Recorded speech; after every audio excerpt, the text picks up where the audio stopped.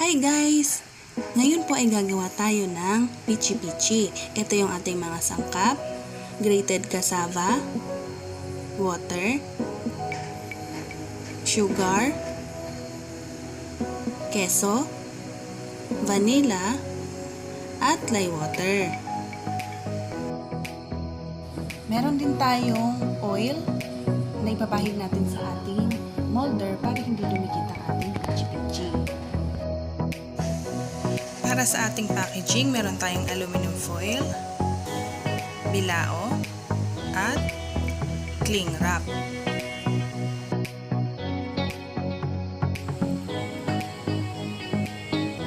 Paghalu-haluin lang natin ang ating mga ingredients sa isang mixing bowl.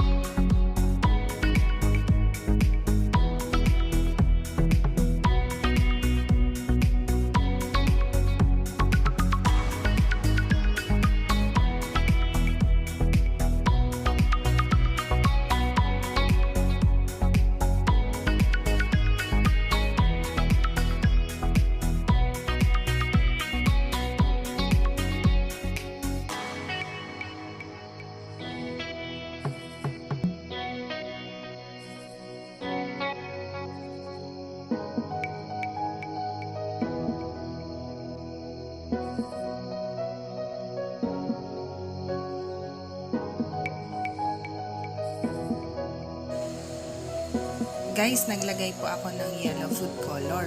Ang food color naman ay optional lamang. Kung gusto nyong lagyan or gusto nyong makulay ang inyong pichi-pichi, pwede kayong maglagay ng kulay.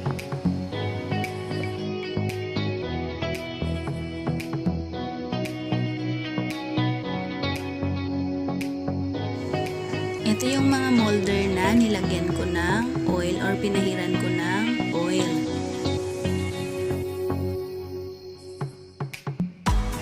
Ginamit ko ay 1/8 cup na panukat sa aking mga pichi-pichi.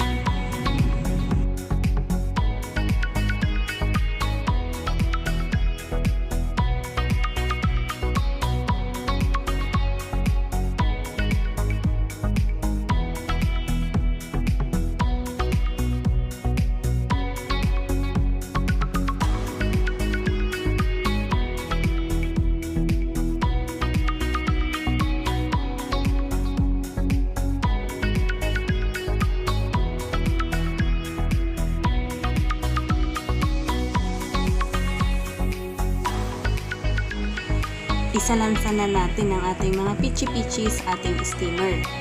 Pwedeng pagkasyahin dito sa isang layer ay 25 pieces.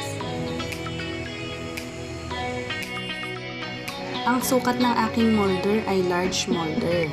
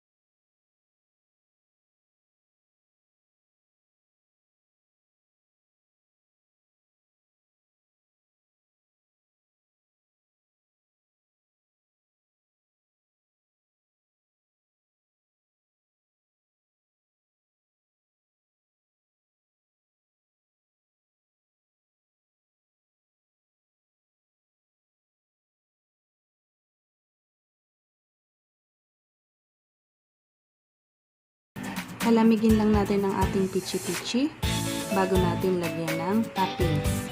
Ang toppings natin dito ay cheese.